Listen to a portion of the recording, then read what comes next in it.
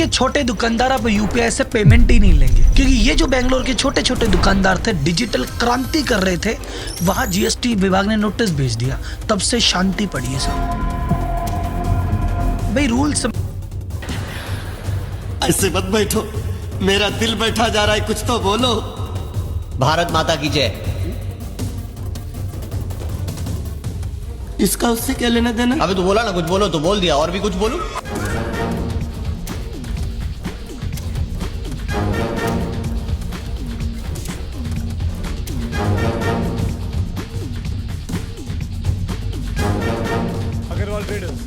दोस्तों, अगर आपके मोबाइल या जीएसटी पोर्टल पर अचानक ये शब्द या लाइनें दिख जाएं, जैसे कि JRC 01 की नोटिस या स्क्रूटनी ऑफ रिटर्न SMT 10 या रिकवरी नोटिस, तो सबसे पहले घबराइए मत। आज की इस वीडियो में आपको बताने वाला हूं जीएसटी नोटिस से बचने के 5 सबसे मजबूत कानूनी कदम, जो आपने अगर समय रहते उठा लिए तो टैक्स, इंटरेस्ट, पेनल्टी और रिकवरी सब रुक सकती है। यहाँ पर मैं आपको साफ कर दूं कि रिकवरी जो है वो रेवेन्यू डिपार्टमेंट के जो होती है, वो राजस्व की रिकवरी इस तरीके से की जाती है कि आपके बैंक अकाउंट को सीज कर दिया जाएगा, आपकी मूवेबल या अनमूवेबल प्रॉपर्टी को कुर्क करके और उसको नीलाम करके उससे कर को वसूला जाता है। तो वीडियो को आखिरी तक जरूर देखिए, क्योंकि गलत जवाब यानी कि गलत रिप्लाई यानी सीधी रिकवरी, ये बात आप बहुत ध्यान से सुने, इसलिए वीडियो को बिल्कुल स्किप मत करिए।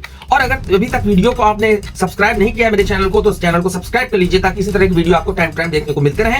तो चलिए शुरू करते हैं। सबसे पहले पहचानना है कि नोटिस कौन सा है, किस प्रकृति का है, क्योंकि दोस्तों हर जीएसटी नोटिस एक जैसा नहीं होता। और सबसे बड़ी गलती यही होती है कि लोग बिना समझे नोटिस का रिप्लाई कर देते हैं, और ये गलती प्रोफेशनल्स भी करते हैं। जो प्रोफेशनल्स इस तरह की गलती करते हैं, ये वीडियो उनके लिए भी है। जो व्यापारी खुद इसको हैंडल कर रहे हैं, ये उनके लिए भी है। तो सबसे पहले आते हैं हम पहले नोटिस की तरफ, जो होता है स्क्रूटिनी नोटिस।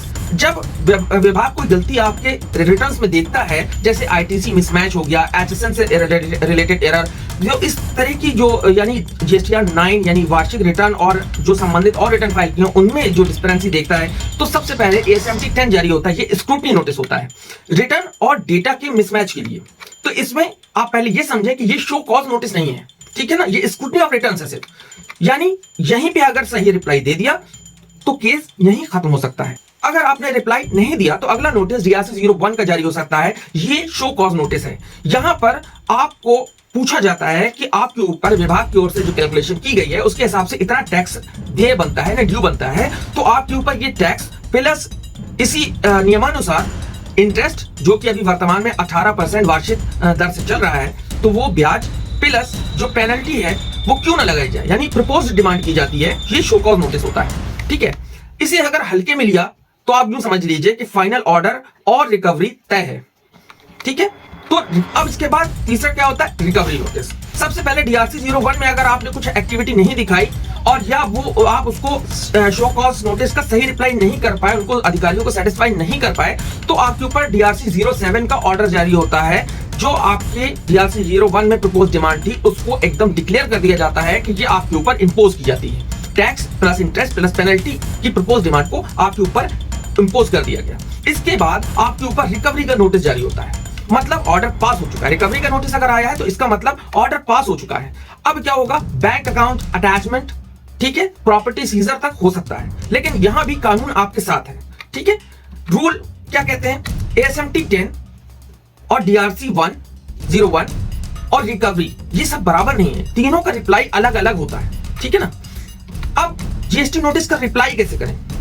जीएसटी नोटिस का रिप्लाई करने के लिए आपको सबसे पहले आपको यह ध्यान रखना है रिप्लाई करते समय कि जीएसटी में रिप्लाई भावनाओं से नहीं होता, सेक्शंस और फैक्ट्स और डॉक्यूमेंट्स के आधार पर दिया जाता है, ठीक है। तो रिप्लाई इस बेस पर क्षमा मांगना या अपनी कंडीशन को दिखाना, तो ये इस तरीके से जीएसटी में रिप्लाई नहीं दिया जाता किसी भी नोटिस का, इसका उनके ऊपर कोई इफेक्ट नहीं पड़ेगा, ठीक है। तो इसमें जो आपको रिप्लाई देना है वो सेक्शंस के आधार पर, फैक्ट्स के आधार पर और डॉक्यूमेंटेशन के साथ दिया जाता है, ठीक है। और सबसे पहले अब आप आते हैं ASMT 10 का कैसे रिप्लाई दिया जाता है, जो पहला नोटिस आपके ऊपर जारी होता है। तो सबसे पहले पॉइंट वाइज क्लैरिफिकेशन आप दें, उसमें पॉइंट वाइज क्लैरिफिकेशन दें।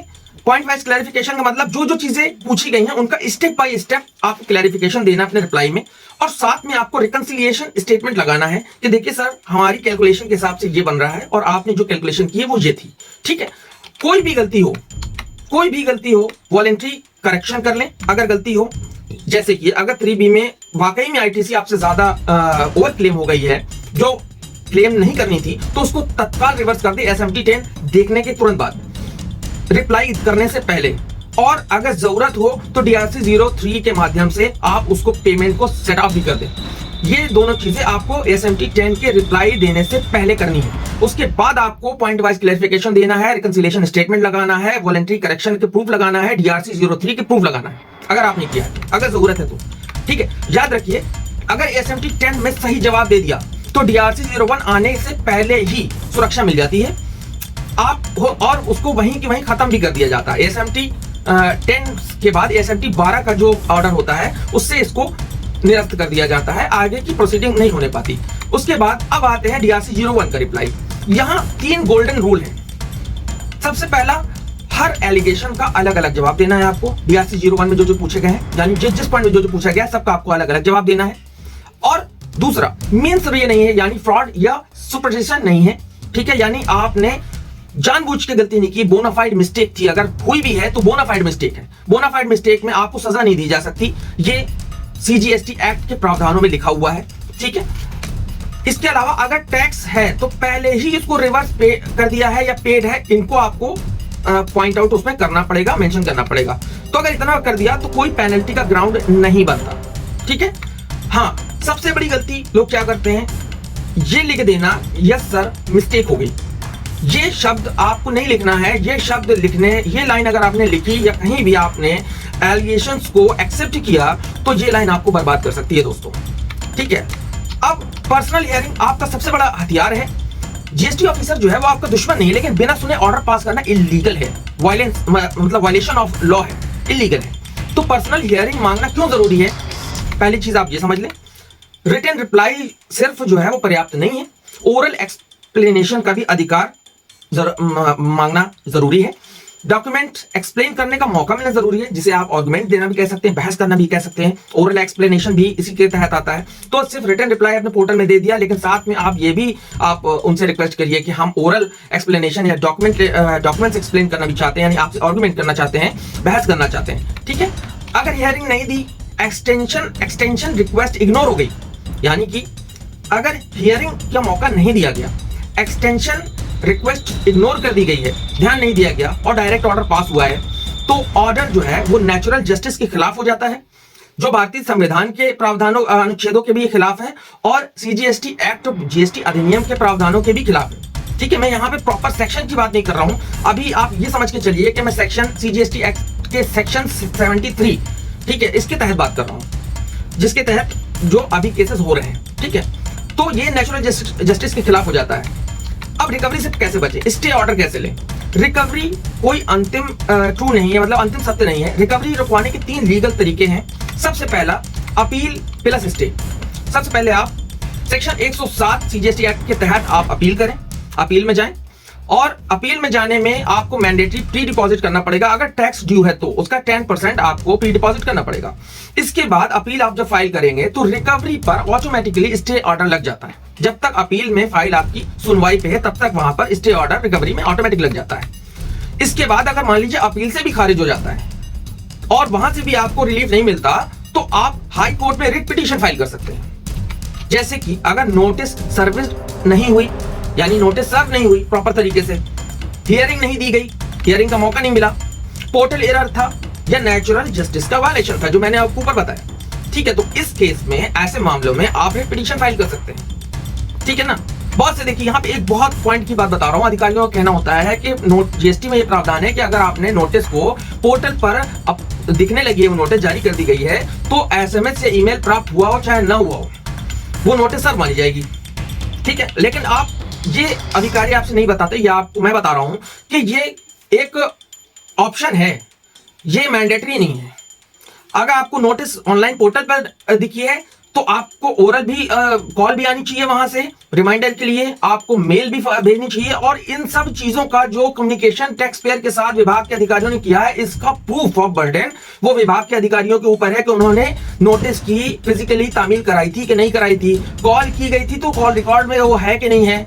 तो ये सारी चीजें, ये बहुत महत्वपूर्ण बात है, ये आपको कोई नहीं बताएगा, ये मैं आपसे बता रहा हूं। अब हाई कोर्ट से जो है अर्जेंट स्टे हो जाता है। ठीक है, आपको सबसे पहले ऑप्शन क्या है, रिप्रेजेंटेशन देना है हाई कोर्ट में और यूं करना है, रीजन एप्लीकेशन देना है कि ये रीजन था ऐसे एंड कोर्ट से रिकवरी रोकने की डिमांड करनी है। ठीक है, तो वहां से आपको स्टे ऑर्डर मिल जाएगा। रिकवरी तब तक नहीं होनी चाहिए जब तक आपका लीगल रेमेडी पेंडिंग है। याद रखिए, लीगल रेमेडी जब तक पेंडिंग है तब तक रिकवरी नहीं हो सकती। और हाईकोर्ट से स्टे ऑर्डर मिल गया तो बात ही क्या है। अब सबसे जरूरी बात, जीएसटी नोटिस जो है वो एंड नहीं है, वो अपॉर्चुनिटी है। 90% जीएसटी केसेस इसलिए बिगड़ जाते हैं क्योंकि लोग सही समय पर कदम नहीं उठाते। जैसे समय पर नोटिस का जवाब ना देना, उसको इग्नोर करना कि जो होगा देखा जाएगा, तो वो देखा जाने वाला काम बहुत लोगों का काम हो चुका है उसमें। ठीक है, तो अगर आप नोटिस को समझते हैं, टाइम लिमिट में रिप्लाई देते हैं, लीगल ग्राउंड्स पर बात करते हैं, ठीक है, तो टैक्स बचता है, पेनल्टी हटती है, रिकवरी रुकती है, इंटरेस्ट भी बचता है। ठीक है, तो ये पूरे चीज को मैंने आपको समझाया। तो दोस्तों, अगर आपके पास भी कोई जीएसटी नोटिस पड़ा है और DRC 01 या SMT 10 या रिकवरी, तो घबराइए नहीं, लेकिन इसे इग्नोर भी मत कीजिए। और अगर वीडियो आपको पसंद आया है तो इसे लाइक कीजिए, शेयर कीजिए, कमेंट में मुझसे आप ढेरों सवाल पूछ सकते हैं, मैं आपको प्रॉपर जवाब दूंगा उसके। और चैनल को सब्सक्राइब कीजिए और बेल बटन पर जरूर क्लिक कीजिए ताकि इसी तरह की और वीडियो आपके लिए मैं लेकर के आऊं तो आपको उसकी सूचना मिल सके। और अगर आपका कोई केस पेंडिंग है तो आप मुझसे भी संपर्क कर सकते हैं। और इसी के साथ मैं आपसे विदा लेता हूं। मैं आपका दोस्त एडवोकेट फरहान अख्तर, एक बार से फिर हैव अ ग्रेट डे।